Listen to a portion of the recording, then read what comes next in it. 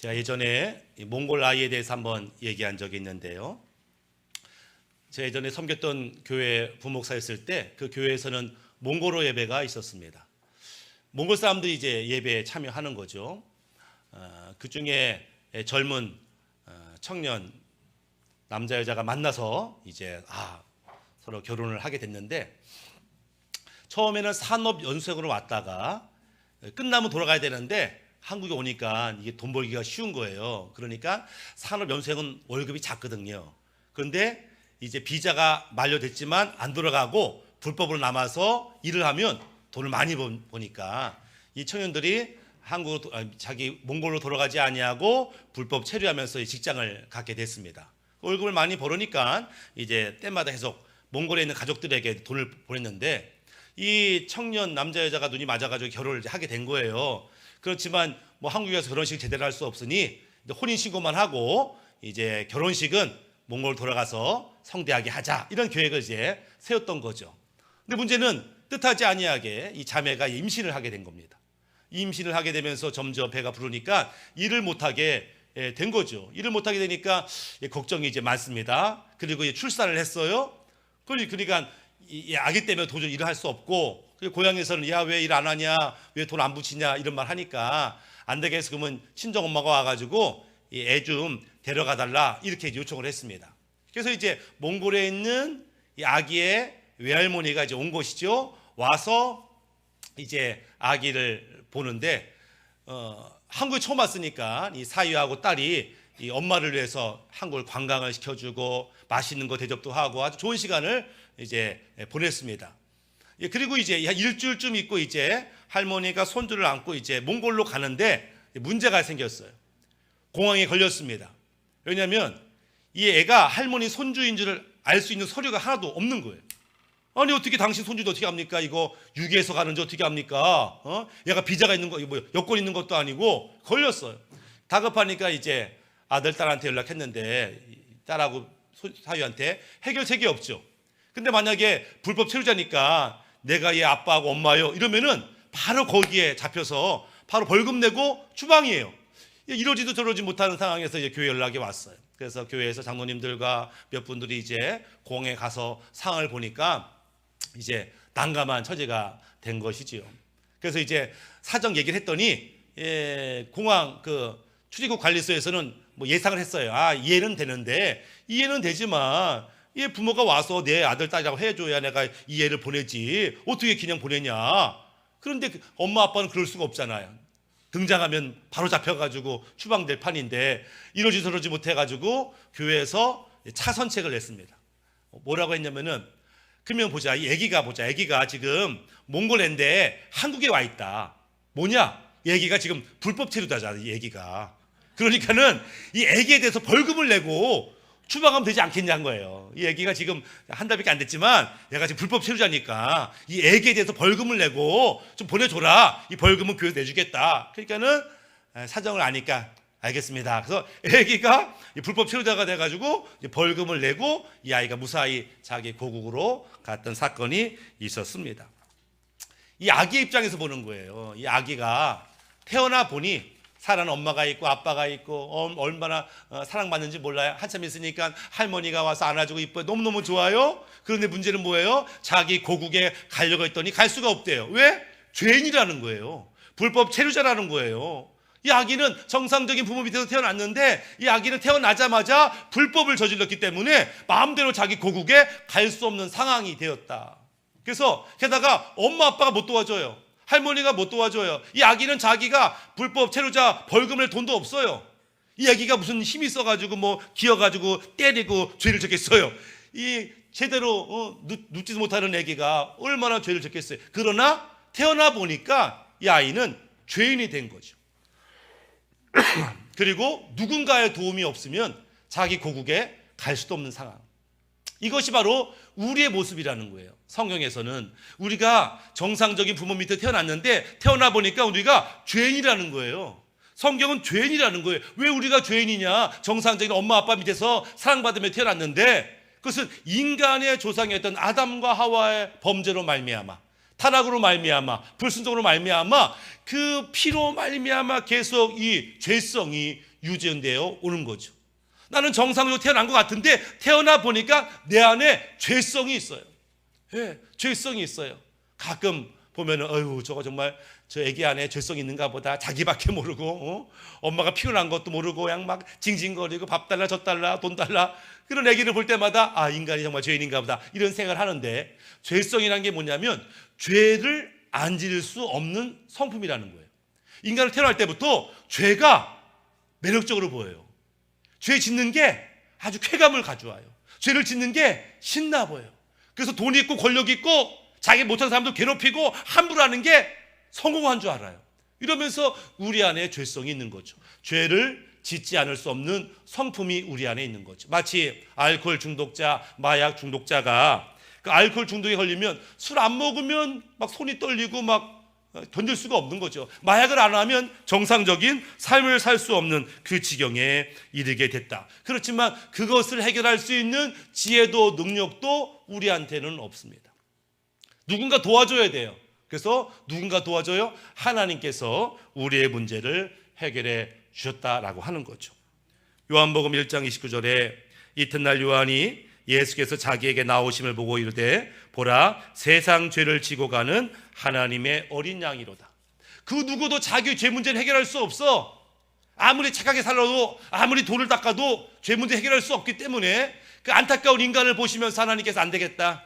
죄인이 죄인을 용서할 수 없고 무력한 자가 자기 죄 문제를 해결할 수 없기 때문에 하나님의 아들 예수님이 우리의 모든 죄를 짊어지고 죽으심으로 말미암아 죄 문제를 해결하시겠다. 성경은 그렇게 말씀하고 있는 것이고 그 예수님을 믿는다는 것은 내 죄를 예수님께 맡긴다는 것이고 그분이 죽음과 부활을 통해서 내 짐을 자유롭게 한다는 그 진리를 우리가 믿기 때문에 우리가 구원받았다 이렇게 고백하는 것을 보게 됩니다.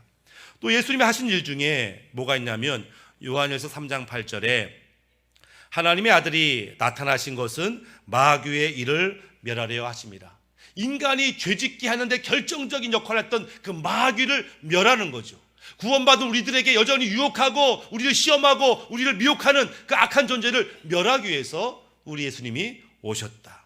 그분이 죽음을 이기시고 부활하심으로 우리의 왕이 되셔서 그 예수를 믿는 자에게는 나 스스로는 죄 문제를 나 스스로는 구원할 수 없었지만 그 예수님을 믿음으로 말미암아 우리가 구원 얻고 믿음으로 말미암아 우리가 하나님의 자녀가 된 것 우리가 이것을 복음이라고 하고 이것 때문에 우리가 감사하며 기뻐하는 것을 보게 됩니다. 아마 모르긴 몰라도 이곳에 있는 모든 분들이 그렇게 구원을 받았고 그렇게 은혜를 받았고 이제 하나님의 자녀가 되었습니다. 그래서 가끔 당신 구원받았어요? 라고 물으면 아 그럼요 나 구원받았어요. 아니 당신 삶이 이렇게 시원찮은데 구원받았어요? 아이 그럼 구원받았어요. 내 안에 예수 생명 있어요. 이렇게 말할 수 있는 거죠. 우리가 물론 천국에 가보면 알겠지만 천국에 일종의 입장권이 있을 것 같아요. 천국 하다 보면 야 천국에 입장권이 있냐 할 때 뭘 보여주겠어요? 제가 봤을 때 천국의 입장권은 내 안에 있는 예수 생명입니다. 원래 예수 생명이 어디서 왔냐면은 천국에서 왔어요. 이 예수 생명이. 예수 생명을 가지고 있는 우리들은 천국 앞에서 야, 너 입장권 있어? 이거 보세요 하면 예수 생명. 어휴 그렇구나 들어와라. 아마 그러지 않을까 생각이 되는데 근데 문제는 뭐냐면 오늘 본문의 말씀이 약간 우리를 고민스럽게 만드는 거예요. 빌립보서 2장 12절에 그러므로 나의 사랑하는 자들아 너희가 나 있을 때뿐 아니라 더욱 지금 나 없을 때에도 항상 복종하고 두렵고 떨림으로 너희의 구원을 이루라.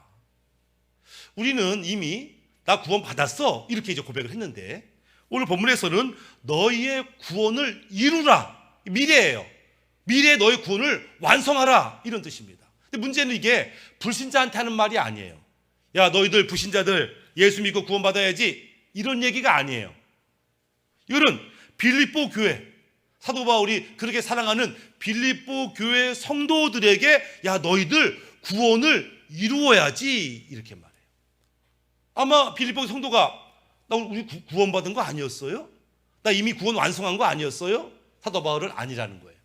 너희가 구원을 시작했지만 아직 완성한 것은 아니다. 구원은 단 한 번으로 이루어지는 게 아니고 점진적인 사건으로 성경은 설명하고 있는 것들을 보게 됩니다. 그럼 우리가 무엇에 구원받았고 또 우리가 무엇을 구원을 또 이루어야 하는지를 좀 살펴봤으면 좋겠습니다. 우리가 이제 오해하는 게 있는데 마치 우리가 가지고 있는 믿음이 구원하고 맞바꾸는 것처럼 나 믿음 있어 하나님 구원 주세요. 마치 이 믿음이 구원의 권리인 것처럼 생각할 때가 있어요. 그렇지 않아요.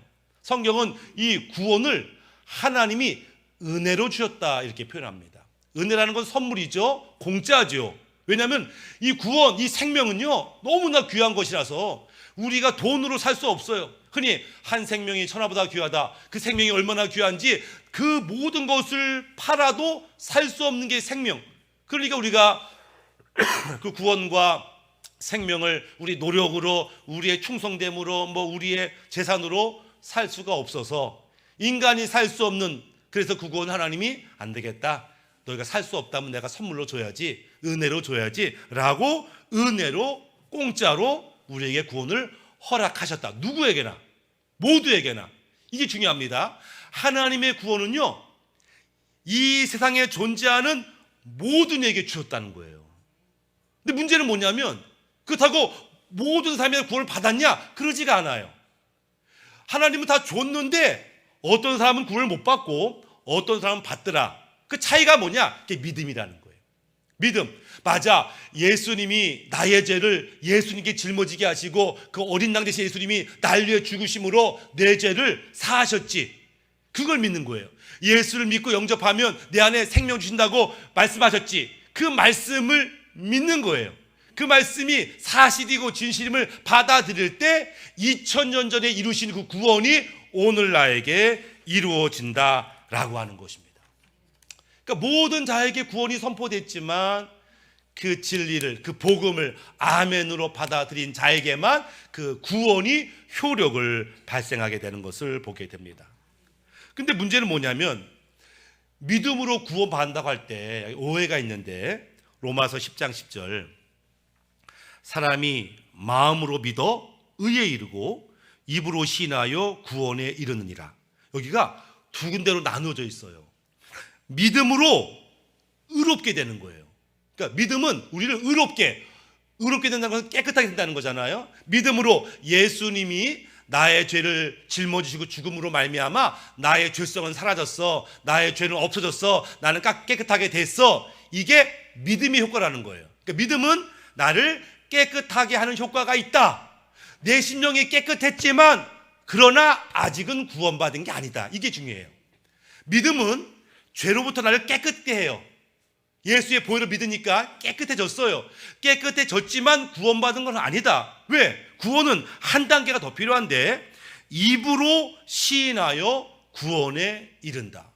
입으로 시인한다는 게 뭐냐면은 예수님과 인격적으로 고백하는 거죠. 예수님, 나의 왕으로, 나의 주인으로 내 삶에 오시옵소서.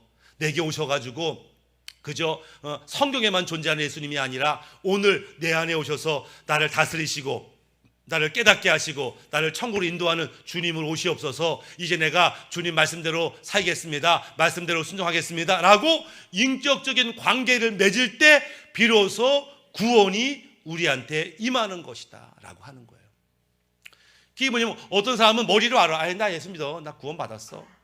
그러나 주님과 인격적인 관계와 교제가 없으면, 그분의 생명이 내 안에 들어오지 않으면, 그 생명이 나를 다스리지 않으면 우리가 온전히 구원받지 못한 것이다. 근데 여기까지의 구원을 무슨 구원이라고 부르냐면은 칭의 구원이라 이렇게 불러요. 여기까지 구원. 예수님의 보혈로 깨끗하게 됐고 그것을 믿는 거죠. 그리고 주님과 인격적인 관계를 맺어서 예수 생명이 내 안에 오는 것, 여기가 칭의 구원이에요. 근데 이게 다냐? 아니요. 이게 다가 아니에요. 구원이 이게 다가 아니에요. 그 다음 단계가 있어요. 그 다음 단계가 뭐냐면은 그렇게 예수를 영접한 자에게, 구원받은 자에게 하나님이 또 다른 선물을 주세요. 그 또 다른 선물이 뭐냐? 성령님이세요. 성령님이 우리 안에 오셔서 이제 우리를 이제 가르치시고 다스리시고 변화시키시고 성령의 9가지 열매를 맺게 하시고 예수님의 신랑 되신 예수님과 어울리는 신부 되게 하는 그 역사, 그 변화, 그 과정이 우리한테 필요한데 이 구원을 뭐라 불러요? 성화 구원이다 이렇게 불러요. 칭의 구원은 과거에 우리가 이미 이루었어요. 아멘, 아멘, 나 구원 받았습니다. 이거 칭의 구원이에요. 성화 구원은 오늘 주님 닮아가야 되고, 오늘 주님 따라가야 되고, 오늘 순정해야 되는 거예요. 그래서 점점 주님을 닮아가는 것을 우리가 성화 구원이다, 이렇게 말하는 것을 보게 됩니다. 히브리서 4장 1절에 그러므로 우리는 두려워할지니 그의 안식에 들어갈 약속이 남아있을지라도 너희 중에 혹 미치지 못할 자가 있을까 함이라. 약속, 천국에 들어갈 약속을 이미 받았어요. 그렇지만 너희 중에 미치지 못할 자가 있을까? 온전히 순종하지 아니하고 주님 따라가지 아니하고 성화되지 않음으로 말미암아 그 하나님이 약속한 그것을 받지 못할 자가 있을까 봐 내가 걱정이 된다, 이렇게 말씀하는 것을 보게 됩니다. 우리가 예수 생명을 가졌으면 이게 증표라고 했어요. 그러나 우리가 예수 생명을 얻고 구원받은 것은 어떤 면에서 영적으로 새로 태어난 것입니다. 새로운 존재가 된 것이죠. 이건 굉장한 축복이죠. 그렇지만 영적으로 새로 태어난 우리들은 아직 영적인 어린아이다, 성경은 그렇게 말하고 있어요. 베드로전서 2장 2절에 갓난 아이들같이 순전하고 신령한 젖을 사모하라. 이는 이로 말미암아 너희로 구원에 이르도록 자라게 하려 함이라. 너희가 또 온전한 구원을 이루어야 돼. 그러려면 자라야 되는데 어떻게 자라냐면은 말씀을 먹어야 돼. 말씀에 순종해야 돼. 어떤 말씀? 순전하고 신령한 말씀. 세상의 가치관에 섞이지 아니하고 타협하지 아니하고 말씀 그대로를 아멘으로 믿고 순종할 때 우리 영이 자라고 마침내 하나님 약속한 구원을 완성하게 된다, 이렇게 말씀하는 것을 보게 됩니다. 구원은 어떤 면에서 놀라운 변화지만 그 다음에 계속 우리는 성장해야 되고 하나님을 닮은, 예수님을 닮은 모습으로 나아갈 그 책임이 오늘 우리 가운데 있음을 얘기하는 것을 보게 됩니다. 누가복음 15장에 탕자 비유가 등장하는데, 아버지한테는 2명의 아들이 있었습니다. 이 둘째 아들이 아버지한테, 아버지 어차피 돌아가시면 유산 줄 거 아니에요, 미리 주세요. 젊었을 때 실컷 놀게. 그래서 유산을 받았네요. 그거 가지고 실컷 먹고 놀고 즐기고, 시간 지나니까 돈을 다 써버리고 친구한테 배신당하고 간단하게 되고 굶주리게 되고 슬프게 되고 조롱받게 되고 절망하게 되고, 자기 딴에는 아버지가 아니라 세상이 나를 행복하게 하고 세상이 나를 즐겁게 할 줄 알았는데 정작 세상에 살다 보니까 너무나 고통스러워, 너무나 괴로워. 그래서 어떻게 다시 아버지께로 갈까라고 하는 사람. 이 사람이 다시 부끄러운 마음으로 아버지가 나 안 받아주면 어떡하지? 아버지가 너희 못된 놈 썩어져라 이렇게 하면 어떡하지? 두려운 마음으로 왔는데 아버지가 그 더러운 아들을 끌어안고서 기뻐하고 눈물 흘리면서 잔치를 벌이고 음식을 준비하고 반지를 껴주고, 이게 뭐예요? 이게 칭의 구원이에요. 칭의 구원. 지 멋대로 살던 세상 사람들, 그러나 지금 우리가 볼 때 이 교회 밖에 수많은 사람이 지 멋대로 살고 있어요. 못된 인간들이 많아요. 아유, 저 인간들 지옥 가야 돼. 그래도 그들 모두는 하나님이 지으신 존재예요. 하나님은 그들을 사랑해요. 하나님이 세상을 이처럼 사랑하사, 세상에 있는 불신자들도 주님이 사랑하셔서 이제라도 와라, 나이 늙어도 와라, 병들어도 와라, 오기만 하면 자랐다고 안아주시는 하나님의 사랑과 구원을 경험할 터인데, 그것이 칭의 구원. 한 건 아무것도 없어요. 이 둘째 아들이 뭐 엄청난 업적을 이룬 것도 아니고 아버지 선물을 준비한 것도 아니고 아무것도 없어요. 그러나 하나님의 사랑과 긍휼로 인해서 아버지께로 오는 그를 하나님이 받아주시는 것, 칭의 구원이에요. 근데 또 다른 구원이 있다고 했잖아요. 그게 성화 구원이에요. 이 성화 구원은 첫째 아들에게 해당됩니다. 첫째 아들이 아버지와 함께 살았어요. 그렇지만 자유함이 없었어요. 기쁨이 없었어요.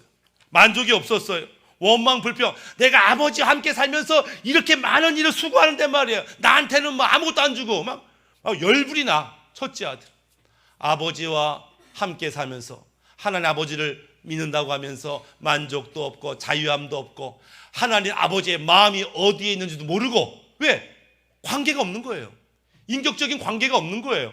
아버지의 마음이 어디에 있는지, 아버지가 저렇게 둘째를 찾고 있는데 아버지 마음을 알면은 아마 동구 밖에 나가서 이 녀석 동생 녀석 안 오나 이렇게 살펴보면은 그게 얼마나 아버지 기쁘게 할 텐데 아버지 마음을 전혀 모르는 거예요. 그렇게 아버지 옆에 있는 구원받은 것 같은데 구원의 기쁨이 전혀 없는 이 첫째 아들, 이 아들이 하나님을 알아야 되는 거죠. 하나님의 마음을 배워야 되는 거죠. 점점점 영적으로 성장할 필요가 있는 것. 이것을 성화 구원이다. 어떤 면에서 우리는 이 구원을 이루어야 돼요. 어떤 이들은 칭의 구원을 이루어야 돼요. 그 얘기는 예수님이 날 위해 죽으셨어. 그리고 그분이 나의 주인으로 오길 원하시는데 결심하는 거예요. 결단하는 거예요. 고백하는 겁니다. 예수님이 나의 왕이십니다. 나의 주님이십니다. 내 안에 오시면 말씀대로 살겠습니다. 믿음대로 살겠습니다. 인격적인 고백을 통해서 우리는 칭의 구원을 이룰 수 있어요. 이건 공짜예요. 그러니까 우리가 주저하지 않고 이걸 해야 되는 거죠. 우리 가운데 이 작업을 해야 될 사람이 있는 거죠. 근데 만약에 우리가 이 칭의 구원을 이루었다면 얘는 성화 구원을 이루어야 한다라고 하는 것입니다.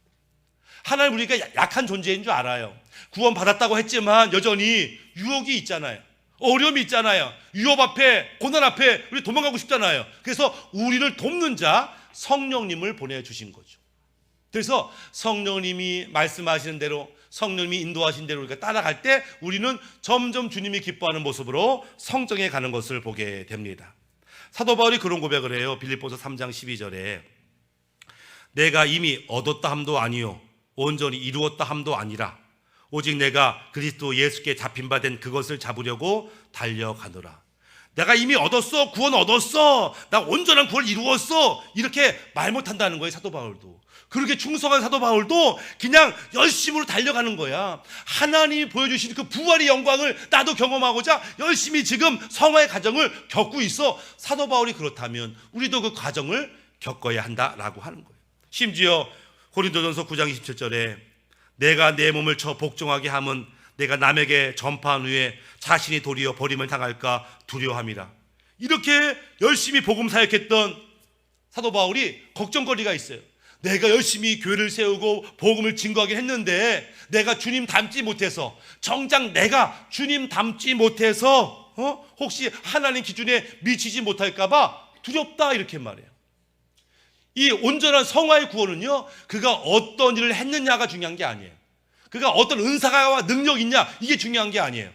그의 심령이 주님을 닮았느냐, 이게 중요하더라라고 하는 것이죠. 주님 닮으면 열매를 맺어요. 어떤 열매? 우리 안에 성령이 9가지 열매를 맺죠. 그 나의 열매가 아니에요. 성령께서 내 안에 주인 되시고 나를 다스려서 맺게 되는 그 천국의 열매를 우리가 맺을 때 우리는 점점 주님을 닮아가게 되더라라고 하는 것입니다. 요한복음 14장 26절에 보혜사 곧 아버지께서 내 이름으로 보내실 성령, 그가 너희에게 모든 것을 가르치고 내가 너희에 말한 모든 것을 생각나게 하시리라. 그러니까 성령님이 우리 안에 왜 오셨냐면 우리가 어디로 가야 될지, 무엇을 해야 될지, 어떻게 해야 할지 그 모든 것을 가르쳐 주기 위해서 우리 안에 오셨다는 거예요. 구원받은 우리, 그런 아직 어린 우리들이 바른 길로 가도록 가르쳐 주기 위해서 우리 성령님이 오셨다, 이렇게 말하고, 또 예수님께서 이미 말씀하신 진리를 생각나게 하셔서 무엇이 옳고 그름인지 깨닫게 하는 역사, 성령이 우리에게 하시는 역사다. 그래서 그분을 따라가야 된다. 우리 때때로 어떤 분 보면은 너무 구원을 안일하게 받아요. 나 예수 믿어, 이제는 뭐 막 살아도 뭐 천국 가겠지. 우리가 그걸 좀 조심할 필요가 있어요. 물론 어떤 면에서는 막 살아도 네 안에 예수 생명 있어? 그럼 천국 가라, 이렇게 할 수 있을지 모르겠어요. 그러나 주님이 원하는 수준은 그게 아니라는 거예요. 마태복음 7장 21절에 나더러 주여 주여 하는 자마다 다 천국에 들어갈 것이 아니요 다만 하늘에 계신 내 아버지 뜻대로 행하는 자라에 들어가리라. 우리가 어떻게 하나님 뜻대로 살 수 있어요? 내 안에 계신 하나님의 영, 성령 따라 살 때 우리는 하나님 뜻대로 살 수 있는 것을 보게 됩니다. 그러니까 그가 직분이 목사든지 장로님이든지 권사님이든지 관계없어요. 누구든지 우리는 불쑥불쑥 죄가, 마귀가 미혹을 합니다. 그러니까 내가 하나님의 뜻대로 살려면 내 힘으로 안 돼요. 직분 가지고 안 돼요. 은사 가지고 안 돼요. 우리 날마다 결단해야 됩니다. 성령님, 내가 성령님 인도하셔서 아버지 하나님 뜻대로 살 수 있도록 성령님 도와주옵소서, 성령님 인도하시고 이끌어 주옵소서. 날마다 그런 기도가 우리 가운데 필요합니다. 2024년도가 시작됐는데 우리 가운데 아직도 칭의 구원을 이루지 못하신 분들은 칭의 구원을 이루시고 성화의 과정으로 나아가고 있는 분들은 더 주님을 닮은 그래서 신랑 대신 예수님께 어울리는 그 신부로 세워지시기를 예수님의 이름으로 축복합니다. 아멘.